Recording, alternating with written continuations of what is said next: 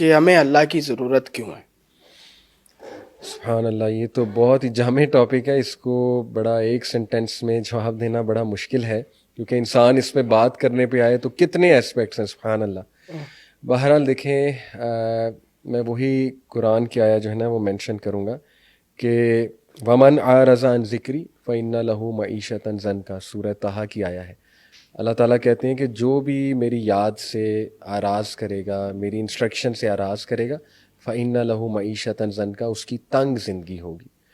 تو یہ ہم خود اپنی زندگیوں میں دیکھ سکتے ہیں، ان سویلائزیشنس کو دیکھ سکتے ہیں، ان کنٹریز کو دیکھ سکتے ہیں جو خدا کے کانسیپٹ سے دور ہوئے اور کتنی تنگی آئی ان کی زندگیوں میں. ہاں، بلڈنگز بنا لیں، انفراسٹرکچر اچھا کر لیا، کلبز بنا لیے، وہ ایک الگ بات ہے، لیکن انٹرنلی انسان ایز اے ہیومن بینگ کیا وہ سکون میں ہے؟ That is the big question. جیسے ول ڈیورنٹ نے کہا تھا، اس کا کوٹ میں یہاں دینا چاہوں گا آپ کے اس جواب میں.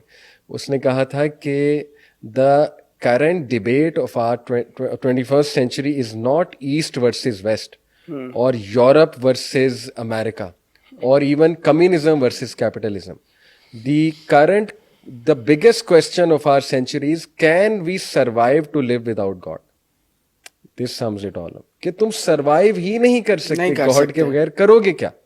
ڈپریسڈ ہے، ڈارک ورلڈ ہے، یہ کیوٹک ورلڈ ہے، دیر از نو فرسٹریشن ہے، کچھ نہیں تم کر سکتے خدا کے بغیر.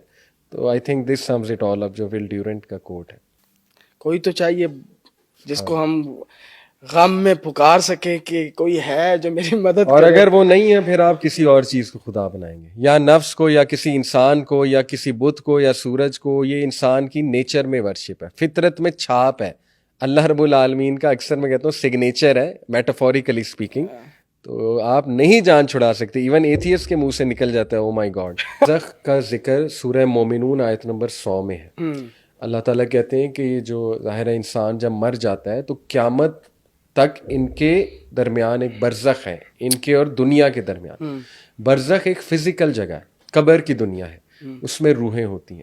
وہاں پر روحیں اکارڈنگ ٹو دیئر ڈیڈز یا بہت زیادہ آپ کہہ لیں انجوائمنٹ میں اور ریلیف میں ہوتی ہیں، یا پھر بہت زیادہ ان کو وہاں پہ پنشمنٹ مل رہی ہوتی ہے. جیسے فرعون کے بارے میں قرآن مجید کی بہت صریح آیا ہے کہ فرعون اور اس کے ساتھیوں کو صبح شام آگ دکھائی جاتی.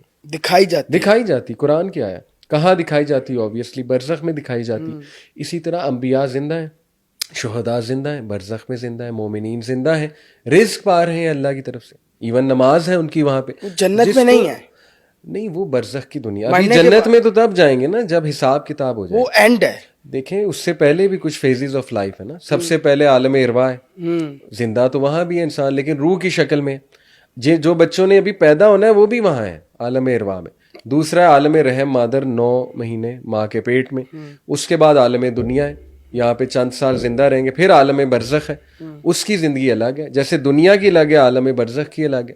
اس کے بعد انہیں قیامت والے دن جب اٹھایا جائے گا، وہ پچھلا بھول چکے ہوں گے، کانشیسنیس نہیں ہے ان کی. وہ انفیکٹ یہ کہیں گے ہمیں نیند سے کس نے جگایا.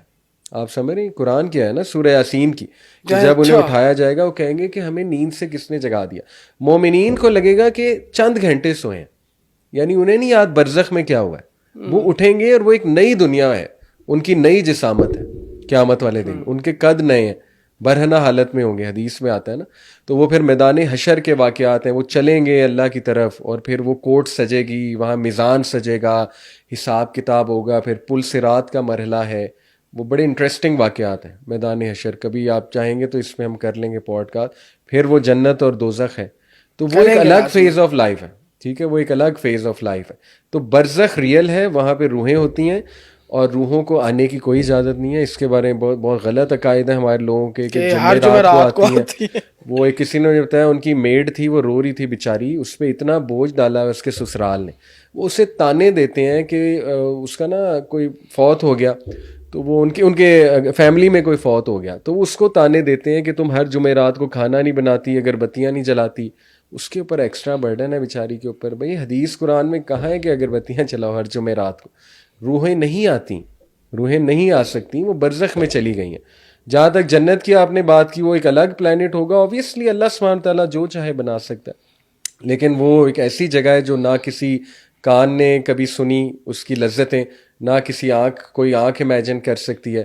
وہ اتنی زبردست جگہ ہے کہ جب انسان دیکھے گا تب ہی واؤ کرے گا. اس کے کلرز پتہ نہیں کیسے ہیں، کئی ایسے کلرز ہیں جو دنیا میں ایگزسٹ نہیں کرتے، جنت میں ہوں گے. کئی ایسے ساؤنڈز ہیں جو جنت میں سنائی دیں گے، یہاں ایگزسٹ ہی نہیں کرتے. کئی ایسی لذتیں ہیں جو جنت میں ہی ہوں گی. تو اس کو تو بندہ امیجن ہی نہیں کر سکتا، اتنی وہ خوبصورت جگہ. اور آف کورس کوئی اگر اس سینس میں پلانٹ کہہ رہے ہیں کہ ایک جگہ ہے تو پلانٹ ہوگا، بہت بڑا پلانٹ ہوگا. چلیں آپ کہہ رہے ہیں کہ قیامت میں چیزیں ختم ہو جانی ہیں، زلزلے آئیں گے. ایلیٹ کلاس جو ہے وہ تو آپ نے کہا کہ قیامت، ہم بحیثیت مسلمان یہ سمجھتے ہیں کہ قیامت والے دن سب کچھ ختم ہو جائے گا، یہ زلزلے آ جائیں گے، زمین ختم ہو جائے گی، آسمان پھٹ جائے گا. تو جتنی ایلیٹ کلاس ہے انہوں نے تو سیارے نئے ڈھونڈ لیے ہیں، وہ تو ادھر چلے جائیں گے. تو ہم ورکنگ کلاس والے، یہ تو ایک ان کی کیلکولیشن ہے نا، یہ فیزیبل کتنی ہے، یہ ریئل کتنی ہے، یہ ایک الگ سوال ہے.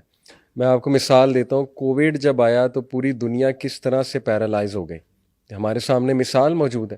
یہ ایک الگ ٹاپک ہے کہ وہ میڈ اپ تھا یا جو بھی تھا، لیکن ہم نے دیکھا کہ پوری دنیا پیرالائز ہو گئی، اموات کتنی زیادہ ہوئی.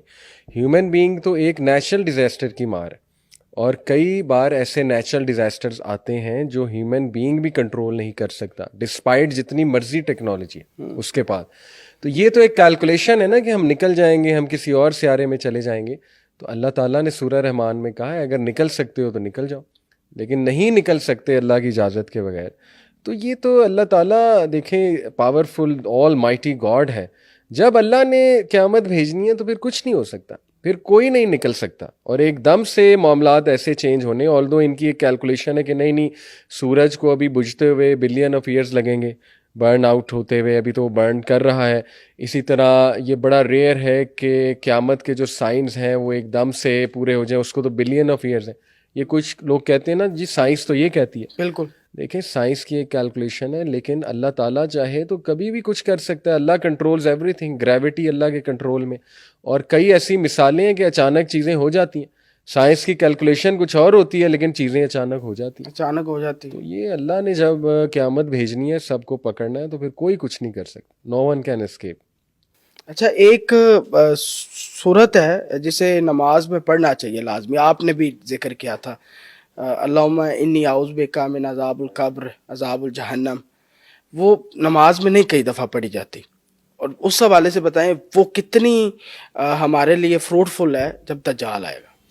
وہ تو دعا صحابہ کہتے ہیں نبی صلی اللہ علیہ وسلم ہمیں اس طرح سکھاتے تھے جیسے کوئی فرض کام ہے، یا کہ جیسے نماز سکھائی جاتی ہے پراپر، یا قرآن سکھایا جاتا ہے. اتنی امپورٹنٹ ہے وہ دعا. وہ درود کے بعد ہم یوزلی دیکھیں ربی جالنی پڑھتے ہیں کیونکہ بچپن سے قاری صاحب نے وہ دعا سکھائی ہوتی ہے. ادروائز درود کے بعد عطیہ میں 20 دعائیں پڑھتے تھے ہمارے نبی، سلام نہیں پھیرتے تھے. ہمارے ہاں یہ ایک ٹرینڈ ہے نا کہ دعا تشہد میں چھوٹی، اور اس کے بعد ہاتھ اٹھا کے اجتماعی دعا، اور وہ سمجھ بھی نہیں آتی. وہ اینڈ میں بس یہی سمجھ آتا ہے صلی اللہ علیہ وسلم، تو وہ پتہ ہی نہیں دعا کیا کی ہے. بہرحال یہ ایک ٹرینڈ ہے، لیکن دعائیں کرنی چاہیے تشہد میں، وہ قبولیت کی گھڑی ہے درود کے بعد.